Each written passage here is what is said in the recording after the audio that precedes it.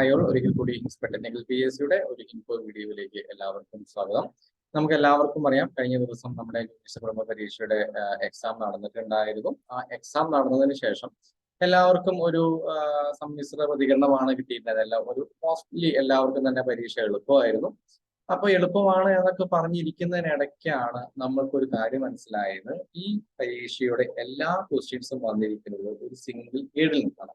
ഈ സിംഗിൾ ഗൈഡിൽ നിന്ന് പറയുന്നതിനെക്കാട്ട് ഉപരിയായിട്ട് ഈ ക്വസ്റ്റ്യൻസ് എല്ലാം ഒരു 26 പേജിൽ കോൺസെൻട്രേറ്റഡ് ആണ് എന്ന് മനസ്സിലാക്കാം. സാധാരണഗതിയിൽ ഒരു PSC ഒരു എക്സാമിനേഷൻ നടത്തുന്ന സമയത്ത് ഒരു സ്പ്ലിറ്റ് ആൻഡ് മെർജ് എന്ന് പറയുന്ന ഒരു സിസ്റ്റമാണ് ഫോളോ ചെയ്യാറുള്ളത്. അതായത് ക്വസ്റ്റ്യൻസ് ഇടാൻ വേണ്ടിയിട്ട് പല അധ്യാപകരെ ഏൽപ്പിക്കുന്നു. ഈ പല അധ്യാപകരിൽ നിന്ന് കോൺസെൻട്രേറ്റ് ചെയ്ത് പല അധ്യാപകരിൽ നിന്നുള്ള ക്വസ്റ്റ്യൻസ് ആണ് എന്തായിട്ട് വരിക, ഒരു ക്വസ്റ്റ്യൻ പേപ്പർ ആയിട്ട് വരിക. അപ്പൊ ഒരിക്കലും എന്താവില്ല, ചിലപ്പോൾ ഒരു കുറച്ച് ക്വസ്റ്റ്യൻസ് ഒക്കെ ഒരു ഗൈഡിൽ നിന്ന് വന്നാലും ഫുൾ ക്വസ്റ്റ്യൻസ് ഒരു ഗൈഡിൽ നിന്ന് വരാനുള്ള പ്രോബിലിറ്റി വളരെ കുറവാണ്. പക്ഷെ അതിൽ നിന്നൊക്കെ വിഭിന്നമായിട്ട് 100 ക്വസ്റ്റ്യൻസ് ഒരു ഗൈഡിൽ നിന്ന് വരിക, അതിൽ വന്നിരിക്കുന്ന അതേ മിസ്റ്റേക്സ് അതുപോലെ ഫോളോ ചെയ്യുക എന്ന് പറയുന്നത് ഒരു സംശയത്തിന് ഇടവയ്ക്കുന്നു.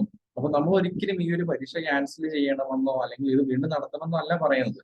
ഈ പറയുന്ന എക്സാമിന്റെ ഷോർട്ട് ലിസ്റ്റ് വന്ന എല്ലാവരെയും തന്നെ നിർബന്ധമായിട്ടും എന്ത് ചെയ്യേണ്ടതുണ്ട്, മോണിറ്റർ ചെയ്യപ്പെടേണ്ടതുണ്ട്. കാരണം ഇതിൽ മനീഷ് ശർമ്മയുടെ ബുക്ക് പഠിച്ചു എന്നുള്ളത് ഒരിക്കലും ഒരു തെറ്റായിട്ട് നമ്മൾ പറയുന്നില്ല. കാരണം പല ബുക്കുകൾ പഠിച്ച കൂടെ തന്നെ ചിലപ്പോൾ ഇതും പഠിച്ചിട്ടുണ്ടാവാം. പക്ഷേ ഇതിൽ പറയുന്ന പോയിന്റ് എന്താണെന്ന് വെച്ച് കഴിഞ്ഞാൽ, ഈ ക്വസ്റ്റ്യൻ ഇട്ട ആളും ഈ പരീക്ഷയുടെ റാങ്ക് ലിസ്റ്റ് വന്നിരിക്കുന്ന ആൾക്കാരും തമ്മിൽ എന്തെങ്കിലും നേരിട്ട് കണക്ഷൻസ് ഉണ്ടോ എന്ന് നിർബന്ധമായിട്ടും അന്വേഷണം വേണ്ടിയിരിക്കുന്നു. കാരണം ഒരു എക്സാം ക്യാൻസൽ ചെയ്യുക എന്നുള്ളത് പറയുന്നത് വളരെ കോംപ്ലിക്കേറ്റഡ് ആയിട്ടുള്ള ഒരു കാര്യമാണ്. കാരണം ഇത് ഒരുപാട് പേരുടെ പരിശ്രമത്തിന്റെ ഫലമായിട്ട് നടന്ന പരീക്ഷയാണ്. അപ്പോൾ ഇതിൽ എന്തെങ്കിലും ഒരു തിരിമറിയോ കാര്യങ്ങളോ നടന്നിട്ടുണ്ടെങ്കിൽ തീർച്ചയായും അത് അന്വേഷിക്കപ്പെടേണ്ടതാണ്. ആ ക്വസ്റ്റ്യനെയറും ഇതുമായി ബന്ധപ്പെട്ട ആൾക്കാരും നിർബന്ധമായിട്ടും മോണിറ്റർ ചെയ്യപ്പെടേണ്ടതാണ്. അവർ നിർബന്ധമായിട്ടും എന്താ പറയാ, അതിന് നിയമ നടപടികൾ സ്വീകരിക്കപ്പെടാൻ അർഹതയുള്ളവരുമാണ്. ഓക്കെ, ഇവിടെ നോക്കുക, നിങ്ങൾക്ക് നോക്കുമ്പോൾ തന്നെ അറിയാം, ഈ പറയുന്ന ക്വസ്റ്റ്യൻസ് ഇപ്പോൾ ഒരു പേജിൽ നിന്ന് തന്നെ 5ഉം 6ഉം ക്വസ്റ്റ്യൻസ് ഒക്കെ വെച്ചിട്ടാണ് ഇവിടെ കോപ്പി പേസ്റ്റ് നടന്നിരിക്കുന്നത്. അപ്പോൾ ഇവിടെ ചോദിക്കപ്പെടുന്ന വേറൊരു കാര്യം എന്താണെന്ന് വെച്ചാൽ, ഒരു സബ്ജക്ട് എക്സ്പേർട്ടിനെയാണ് ഒരു ക്വസ്റ്റ്യൻ ഇടാൻ വേണ്ടി ഏൽപ്പിക്കുന്നത്. ഒരു 100 ക്വസ്റ്റ്യൻ കൃത്യമായിട്ട് ഇടാൻ പറ്റാത്ത ഒരാൾ എങ്ങനെയാണ് സബ്ജക്ട് എക്സ്പേർട്ട് ആവുക? അതായത് ഒരു ക്വസ്റ്റ്യൻ ഒരു മിസ്റ്റേക്ക് ഉണ്ട്, ആ മിസ്റ്റേക്ക് അതുപോലെ തന്നെ കോപ്പി പേസ്റ്റ് ചെയ്യാനാണെങ്കിൽ എന്തിനാണ് അവിടെ ഒരു സബ്ജക്ട് എക്സ്പെർട്ടിന്റെ ആവശ്യം? ഒരേ ക്വസ്റ്റ്യൻ 2 തവണ ഇവിടെ വന്നിരിക്കുന്നതായിട്ട് കാണാം. അതും എന്താ പറയാ, ഒരു എന്താ പറയാ, ഒരു 0.1% ഒരു ആത്മാർത്ഥതയില്ലാത്ത ഒരു ക്വസ്റ്റ്യൻ പേപ്പറാണ് ഇവിടെ കണ്ടിട്ടുള്ളത്.